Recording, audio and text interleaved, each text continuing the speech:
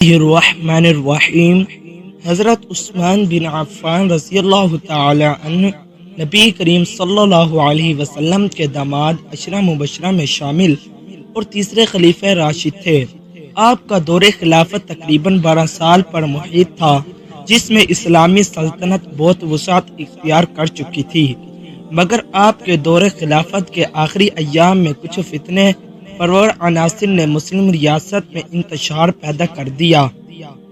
فتنے کی ابتدا حضرت عثمان رضی اللہ تعالی عنہ کی خلافت کے آخری چند سالوں میں کچھ نافرمان اور دنیا پرست لوگوں نے مختلف شہروں میں خلیفہ کے خلاف پروپیگنڈا پھیلانا شروع کر دیا، یعنی کہ دشمنی پھیلانی شروع کر دی۔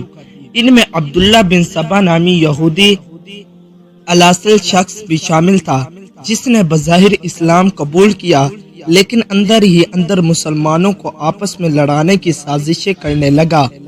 یہ گروہ مدینہ منورہ میں آ کر خلیفہ وقت سے مطالبہ کرنے لگا، جن میں اکثر جھوٹے اور بے بنیاد الزامات شامل تھے۔ حضرت عثمان رضی اللہ تعالی عنہ ان کے سوالات کا نہایت نرمی اور حکمت سے جواب دیا، مگر ان کے دلوں میں فساد بڑھ چکا تھا۔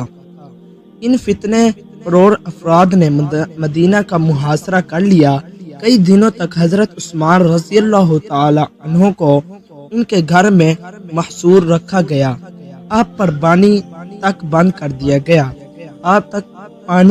کر دیا گیا، حالانکہ یہ وہی عثمان رضی اللہ تعالی عنہ تھے جنہوں نے ایک بار مدینہ والوں کے لیے کنواں خرید کر سب کے لیے وقف کر دیا تھا۔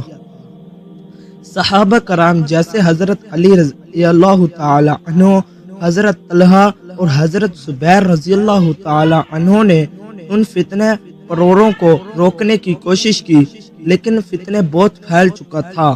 حضرت عثمان رضی اللہ تعالی عنہ نے صحابہ کو قتال سے روکا اور فرمایا، میں نے خون ریز نہیں چاہتا، لیکن اپنے سبب سے کسی مسلمان کا خون بہنا قرآن کے ساتھ شہادت۔ آخری کار 18 ذوالحج 35 ہجری کو ان باغیوں نے حضرت عثمان رضی اللہ تعالی عنہ کے گھر پر حملہ کر دیا۔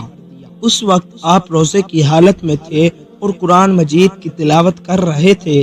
ایک شخص نے آپ پر تلوار سے حملہ کیا اور آپ کی انگلی کٹ گئی، مگر آپ نے قرآن نہ چھوڑا۔ پھر دوسرے باغی نے حملہ کر کے آپ کو شہید کر دیا۔ آپ کا خون قرآن مجید کے ان الفاظ پر گرا۔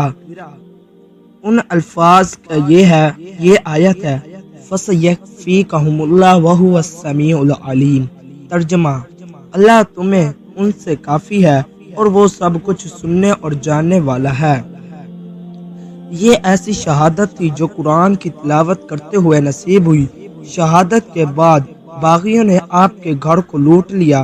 کئی دن تک آپ کی تدفین بھی نہ ہونے دی گئی۔ پھر رات کی تاریکی میں چند صحابہ نے آپ کو جنت البقیع کے قریب حش کوکب میں دفن کیا۔ حضرت عثمان رضی اللہ تعالی عنہ کی شہادت کے اثرات۔ آپ کی شہادت کے بعد خلافت میں بہت بڑا خلا پیدا ہوا۔ یہ واقعہ مسلمانوں کی آپس کی وحدت کے لیے ایک آزمائش بن گیا۔ بعد میں آنے والے خلفاء کو اس فتنے کا سامنا کرنا پڑا۔ حضرت عثمان غنی رضی اللہ تعالی عنہ کی شہادت کے بعد پیش آنے والے لرزہ خیز واقعات۔ حضرت عثمان غنی رضی اللہ تعالی عنہ کی شہادت کے بعد مدینہ منورہ کا ماحول شدید اضطراب اور خوف کا شکار ہو چکا تھا۔ وہ مقدس شہر جس کی گلیوں میں کبھی قرآن کی صدائیں گونجتی تھی، اب فتنہ فساد سے لرز رہا تھا۔ حضرت عثمان کی لاش 3 دن تک پڑی رہی۔ جیسے شہادت کے بعد باغیوں نے ظلم کی انتہا کر دی۔ نہ صرف یہ کہ حضرت عثمان رضی اللہ تعالی عنہ کو شہید کیا، بلکہ ان کے جنازے کو دفن کرنے کی اجازت بھی نہ دی گئی۔ 3 دن تک آپ کا جسد خاکی گھر میں پڑا رہا۔ شدید گرمی، روزہ اور سناٹا۔ ام المؤمنین حضرت نائلہ رضی اللہ تعالی عنہ فرماتی ہیں، ان کے سرہانے بیٹھی تھی۔ ان کا چہرہ قرآن کے نور سے منور تھا اور میں مسلسل ان کے زخموں پر ہاتھ رکھ کر روتی رہی۔ آخر کار حضرت علی رضی اللہ تعالی عنہ نے سختی سے کہا کہ یہ ظلم اب بند کیا جائے۔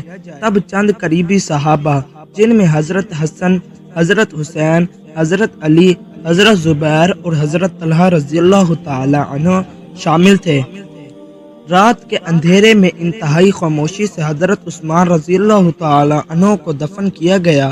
جنازے کے ساتھ محض 10 سے 12 افراد تھے۔ جنت البقیع کے قریب ایک چھوٹے سے قبرستان حشقب میں، جو یہودیوں کا پرانا قبرستان تھا، حضرت عثمان کو دفن کیا گیا۔ بعد میں حضرت امیر معاویہ رضی اللہ تعالی عنہ کے دور میں اس جگہ کو جنت البقیع میں شامل کر دیا گیا۔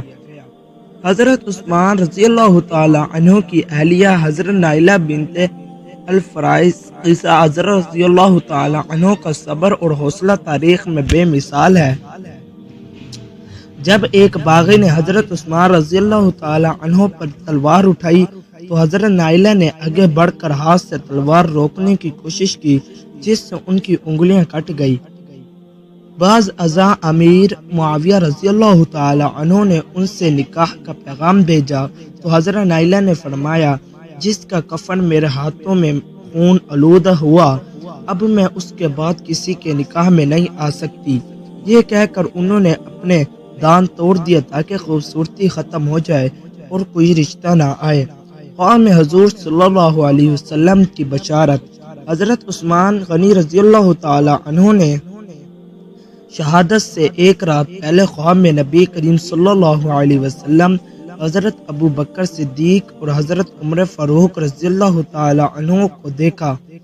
آپ صلی اللہ علیہ وسلم نے فرمایا، یہی خواب آپ نے صبح بتایا اور روزہ رکھا۔ شام کو جب قرآن کی تلاوت کرتے ہوئے شہادت نصیب ہوئی تو وہ افطار نبی کریم صلی اللہ علیہ وسلم کے ساتھ جنت میں ہوئی۔ نتیجہ، حضرت عثمان غنی رضی اللہ تعالی عنہ کی شہادت اسلامی تاریخ کا ایک ایسا المناک باب ہے جس میں صرف جسمانی ظلم ہی نہیں بلکہ روحانی اذیت، فتنہ پروری اور مسلمانوں کی کمزوری کا نوحہ بھی چھپا ہوا ہے، لیکن اسی میں حضرت عثمان کی قربانی، ان کا صبر، تقوی اور قرآن سے محبت قیامت تک کے لیے مسلمانوں کے لیے مشعل راہ بن گئی۔ یہ تھا ہمارا آج کا واقعہ۔ ویڈیو اچھی لگی ہے تو ہمارے چینل کو سبسکرائب کر لیں۔ اللہ حافظ۔